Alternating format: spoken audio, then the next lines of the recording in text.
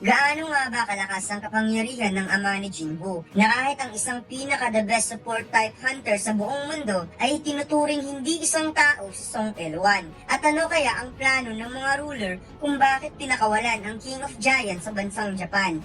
Matapos ang planong muling ipanganak ang Shadow Monarch sa katawan ni Jinwoo as a vessel, pinili nito na hayaan si Jinwoo sa sarili nitong desisyon at ipagamit ang kanyang tunay na kapangyarihan na humantong sa pagtraidor nito sa kasunduan sa pagitan ng Architect at Shadow Monarch. Kaya walang pagdadalawang isip na tinapos ni Jinwoo ang Architect ng system. Samantalang lumipas ang eksena sa labas ng gate, lampas na isang oras naghihintay ang ibang mga hunter simula nang pumasok ang Hunter Guild sa loob kasama ang Elite Hunter ng Hunter Association. Maya-maya nakita nilang palabas na ang mga hunter sa loob ng dungeon at hindi makapaniwala ang lahat nang nakita nilang nilamog ang mga elite hunter ng Hunter Guild at kahit ang dalawang asrank hunter ay nagkaroon ng matinding sugat. Kaya hindi nila maisip kung ano nga ba talaga ang nangyari sa loob ng C-Rank Gate. Tinanong ni Jinchul kung sino ang mga taga-Courage Guild upang tumulong i-transport ang mga patay na hunter since ang mga hunter na nakasurvive ay pagod na.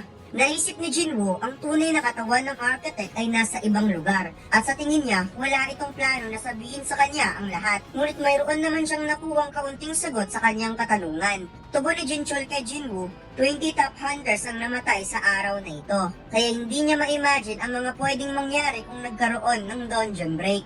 Hindi naisip ni Jinwoo na mag-participate ang Courage Guild upang tumulong. Inutusan lang niya ito na i-report ang double dungeon. Kaya namatay ang mga hunter na ito dahil sa kanya. Malaki ang kanyang pasasalamat sa Hunter Guild as a surveillance team dahil sila ang dahilan kung bakit siya nakasurvive. Tugon naman ni Jinchul, alam daw ng surveillance team ang bawat galaw ng S-Rank Hunter. At bilang head ng surveillance team, siya ang humingi ng pabor for cooperation kaya may pagsisisi din si Jinchul sa mga namatay na hunter.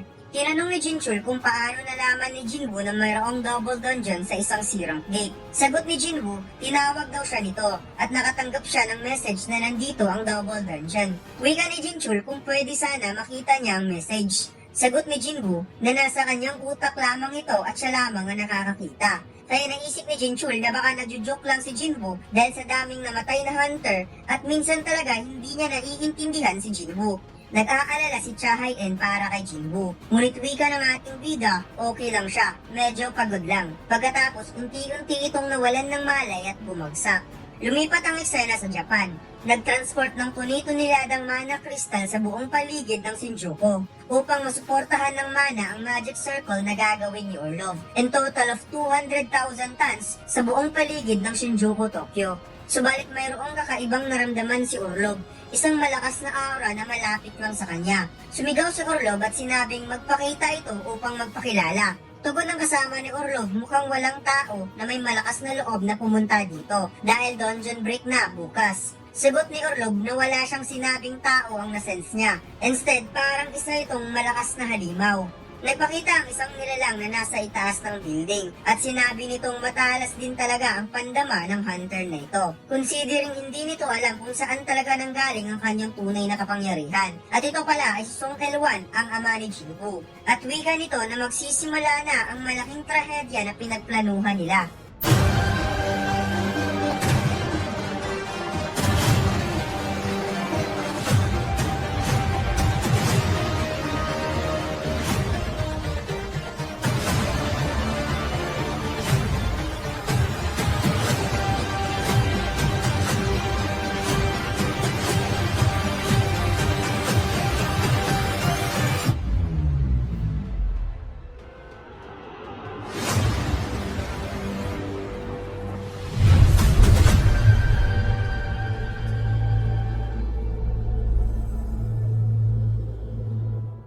Samantalang handa na ang tatlong S-Rank Hunter ng Blade Guild. Na-realize nila ang mga modern weapon ngayon ay walang effect sa mga monster. At kapag mabigo si Orlov, ang mga army ang magsisilbing delay para makapaghanda ang mga hunter. Inilarawan ni Kanae ang mga army na parang isang human shield. Tugon ni Sugimoto, as long as pareho silang nasa battlefield, walang pinagkaiba ang army at hunter, since pareho silang mamamatay sa distraction na mangyayari. Kumpleto na ang lahat, nakakalat na ang 200 tons na mana crystal sa buong city. Wika ni Orlov, kung naaayon ang lahat sa kanyang plano, posibleng magawa niyang ma-clear ang isang S-rank hunter na mag-isa. Gusto sana ni Orlov na makilala bilang isang hunter na nagawang masulo ang isang S-rank gate. Ngunit mayroon na daw hunter na bagay sa title na yan, kaya hanggang pangarap na lamang siya. At mukhang si Jinwoo ata ang ibig niyang sabihin, mga lords. Kumuha ng alak si Orlov kaya nag-aalala ang kasama nitong hapon. Ngunit wika niya, ang alak daw ay nakakatanggal ng nervyos sa kanya. Kaya iinom siya ng kaunti. Dahil magpapakita daw siya ng magandang show mamaya. Napatanong si Orlov kung mayroon bang nag-participate na S-rank hunter na galing sa US. Wika ng kanyang kasama, mayroong lumitaw na S-rank gate sa state of Maryland, kaya walang S-rank hunter na pinadala ang US. Ngunit hindi lang US at Japan ang may S-rank hunter na lumitaw. Meron din sa United Kingdom, India at iba pang bansa sa buong mundo. Nagulat ang kasama ni Orlov dahil biglang nagbukas ang gate sa halip na bukas pa ang final dungeon break. Pagkatapos biglang lumipat ang eksena sa pagising ni Jinwoo at nasa hospital siya.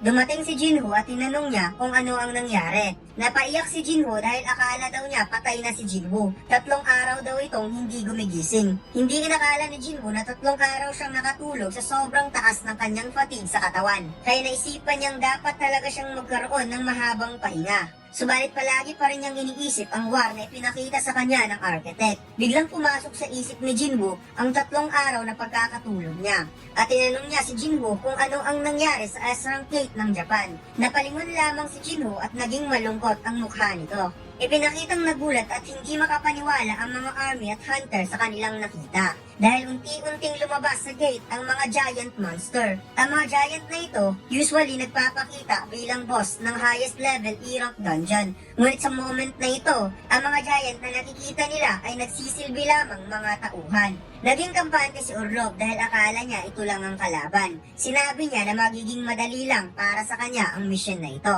habang tinatapon ang bote ng alak. Nagsagawa ng magic spell si Orlov, isang napakalaking magic circle na kayang itrap ang mga giant na lumabas sa S-rank gate at makikitang sobrang laki ng saklaw ng magic circle na ito. Sinubukan mo sa akin ng mga giant ang barrier ni Orlov, ngunit masyado itong malakas. Habang napangiti lamang si Orlov dahil ang mga beast na nakikita lamang sa S-rank gate ay hindi kayang masakin ang kanyang barrier at isa lamang daw itong piece of cake para sa kanya. Subalit ang giant na kaharap niya ay hinawakan lamang ng napakalaking kamay na kasing laki ng giant na kaharap niya at hindi niya ma-imagine kung gaano ito kalaki, kaya napatulala na lamang si Orlov sa kanyang nakita dahil ang kanyang size ay kasing laki ng talampakan ng giant na nasa harap niya ngayon. And in just a single swing gamit ang weapon ng giant boss, walang kahirap-hirap na winasak ang barrier ni Orlov. And I guess ang giant boss na ito ay si Lydia, ang monarch of the beginning, ang nag-iisang giant king.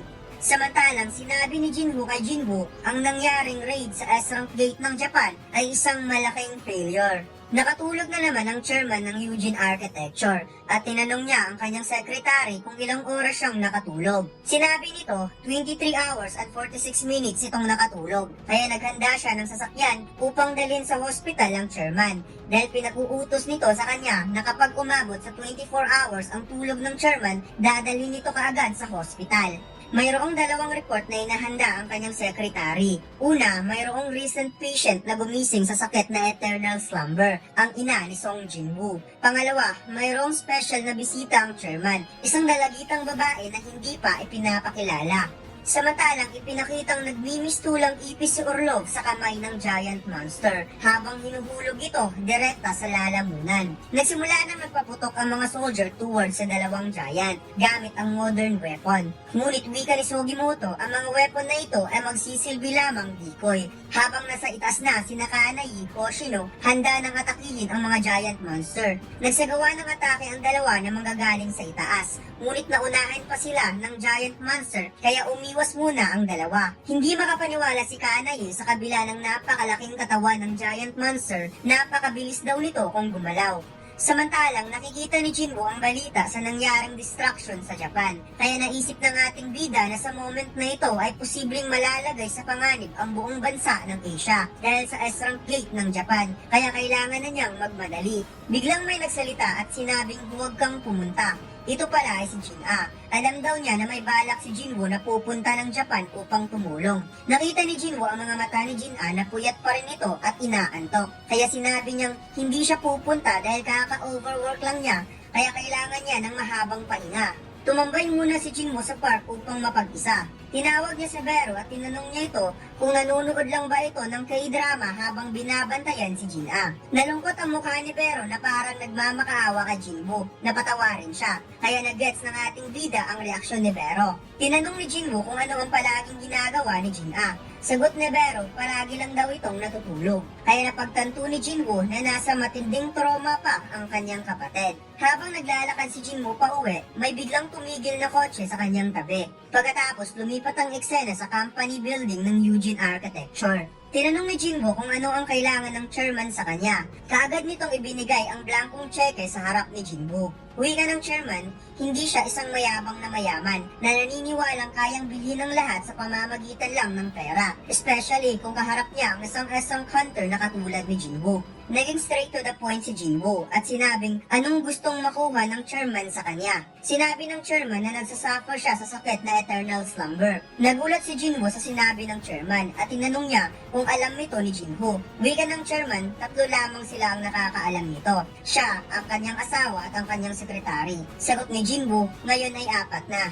Sinabi ng chairman habang hinahanap daw niya ang gamot sa sakit kung kahit saan, nakita niya ang nag-iisang tao sa mundo na nakarecover sa sakit na eternal slumber.